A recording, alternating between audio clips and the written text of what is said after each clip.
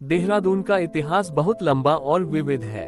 ये शहर सदियों से बसा हुआ है और हिमालय की तलहटी में इसके स्थान ने इसे एक रणनीतिक और महत्वपूर्ण स्थान बना दिया है। देहरादून का सबसे पहला ज्ञात उल्लेख स्कंद पुराण में है, जो एक हिंदू पाठ है जो 5वीं शताब्दी ईस्वी पूर्व का है। पाठ शहर को द्रोणपुरी के रूप में संदर्भित करता है, जिसका अर्थ है द्रोण का शहर। द्रोण महाभारत में एक महान शिक्षक थे और ऐसा माना जाता है कि उन्होंने अपने विद्यार्थियों को उस क्षेत्र में पढ़ाया था जो अब देहरादून है। 17वीं शताब्दी में देहरादून की स्थापना 7वें सिख गुरु हर राय के सबसे बड़े पुत्र बाबा राम राय ने की थी। राम राय एक धार्मिक नेता और विद्वान थे और उन्होंने क्षेत्र में बड़ी संख्या में अनुयायी स्थापित किए।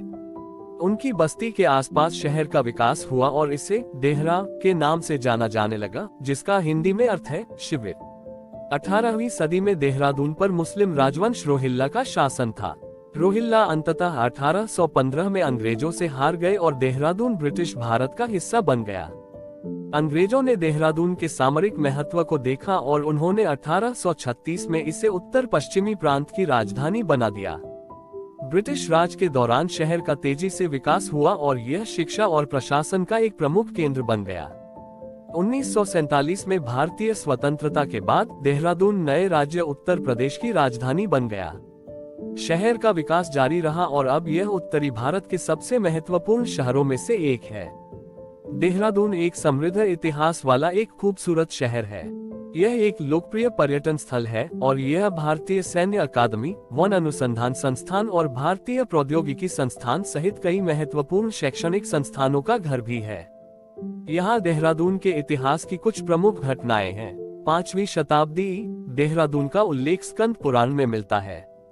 1675 बाबा राम राय ने क्षेत्र में एक बस्ती स्थापित की, जिसे देहरा के नाम से जाना जाता है। 1815 अंग्रेजों ने रोहिल्लाओं को हराया और देहरादून पर कब्जा कर लिया। 1836 देहरादून उत्तर पश्चिमी प्रांत की राजधानी बना। 1947 भारत को आजादी मिली और देहरादून उत्तर प्रदेश की राजधानी बना। वर्तमान दिन देहरादून उत्तरी भारत का एक प्रमुख शहर और एक लोकप्रिय पर्यटन स्थल है।